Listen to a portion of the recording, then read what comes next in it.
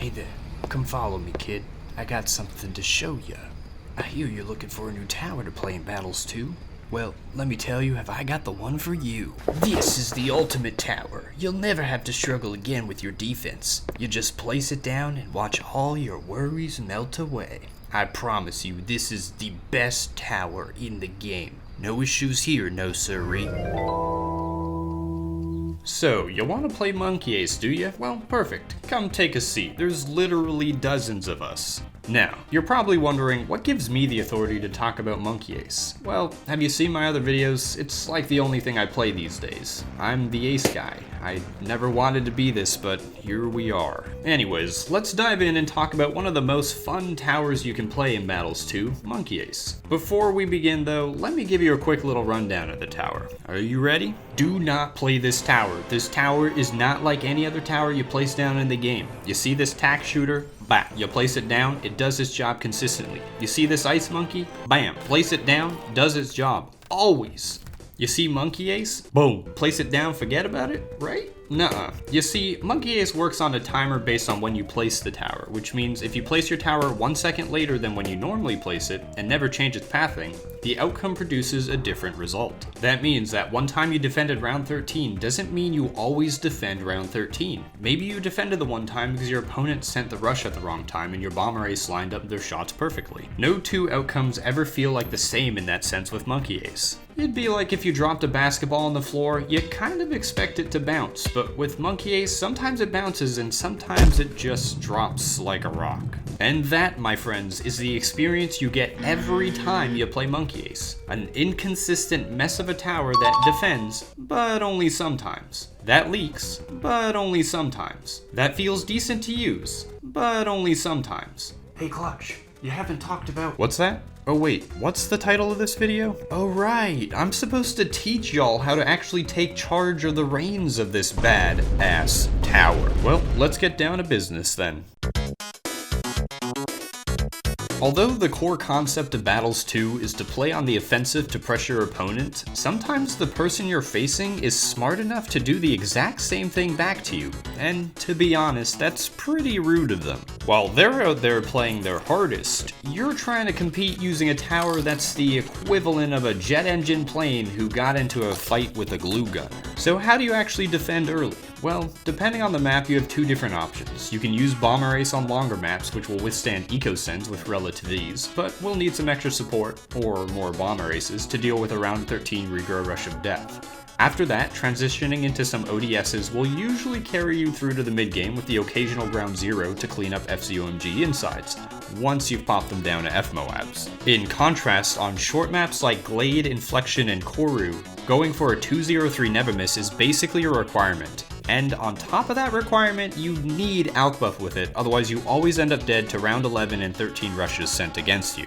Actually, I want to talk more about neva-miss in particular, so let's continue to shine the spotlight some more over on it. First off, it misses. Like, what is this? Ninja Kiwi, it's missing. Why is it missing? Also, even though it recently just got a Pierce buff, that doesn't really matter because the darts just time out before they get used up anyways. But only sometimes. Secondly, neva-miss is one of those towers in the game that can't be upgraded past tier 3. Now's your chance to go into the comments and say Spectre is good. Go for it. Spend $20,000 on an upgrade that, by the time you afford it, doesn't deal with FCOMGs that are now coming out against you. And of course, then there's Spectre's bigger brother, Flying Fortress. Yep, that's right. Flying Fortress is so damn bad it gets its own segment in the video. In my over 500 games of using Monkey Ace, I have purchased Flying Fortress a total of 4 times. And every time I purchase it, every time I think that maybe it's gonna do something, I wake up from my dream and realize I was playing the wrong game. You are literally better off spending $85,000 in a Sky Shredder with ODS spam than purchasing this upgrade.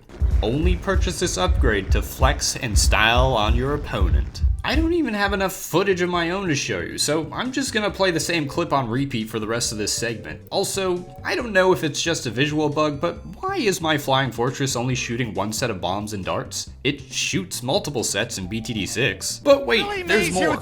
let's take a closer look at the pop count between my Flying Fortress and Sky Shredder here. In the same amount of time with the same buffs attached, Sky Shredder does 20,000 in pops and Flying Fortress managed a whopping 10,000. Need I remind you that Flying Fortress costs you a little over $108,000 to purchase outright?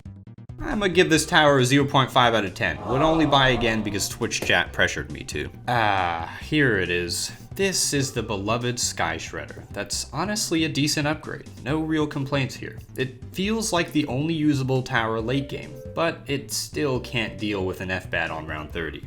Judges, I'm gonna give it an 8 out of 10. Would shred the skies again. Lastly, we have Sarbama, and its only real downside is that it's really damn expensive for what it does, but at the same time, it's an incredibly powerful tool for all-out DDT rushes. Especially considering that on round 28, it takes 2 ground 0 abilities to kill an FDDT, or 3 past round 29. I give Sarbama a 7 out of 10, would buy again if I had the money to. To sum up, Sarbama will almost always one-shot FDDTs and save you from having to micro like a mad bomber. Speaking of micro. Ace Micro.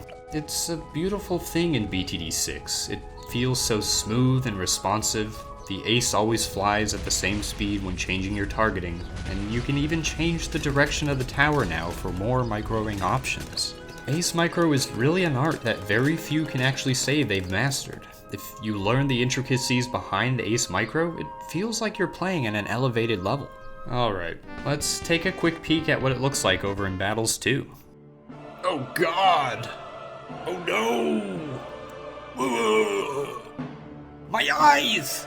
Now, what you've just witnessed is the tip of the proverbial iceberg, and you know why I know that? Because I spent way too long tracking the speed and pathing the beginning and ending points of every single targeting change that you can make to get a better understanding of what route Monkey Ace will take in Battles 2. And no, I will not be including centering path targeting options anytime soon. Someone else can be in charge of that, because I'm out.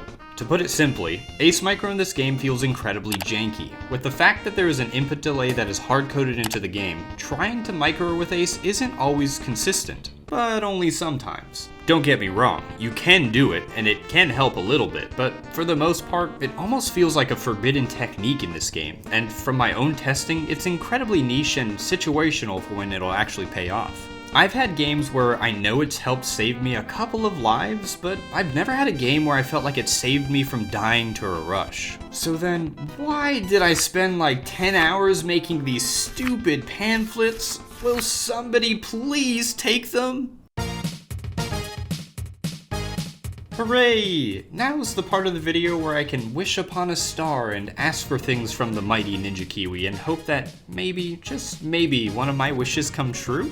Outside of just general buffs towards the late game of Monkey Ace, so that it can actually deal with a single round 30 F-bat, the one change I really want to see in Battles 2 is the ability to change the direction in which Monkey Ace can fly. And the reason for that is because not every map in this game is copied, which is to say that both players are playing the exact same map orientation. Some maps, like Dino Graveyard, are mirrored instead.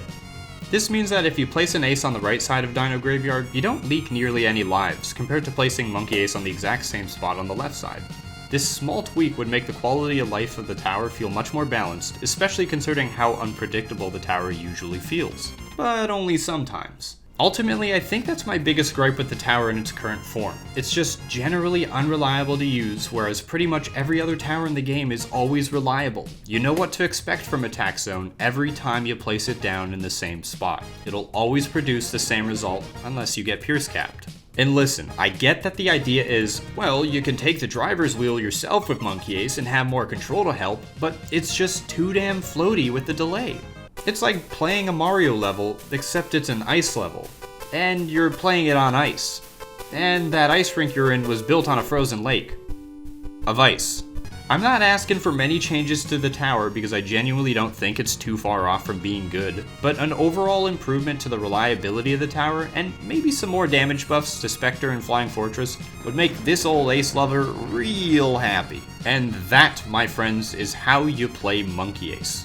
Just complain about it until it gets some more buffs. Hello? Anyone still there?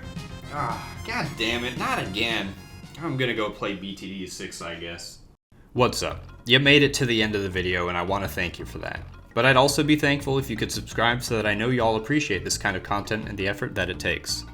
Regardless, you're a pretty cool individual for sticking through this whole shebang, and if you'd like to see more of my content that's like this, YouTube should be recommending you another video of mine and my channel as well. Thanks for watching, and I'll see y'all soon for another video. But only sometimes.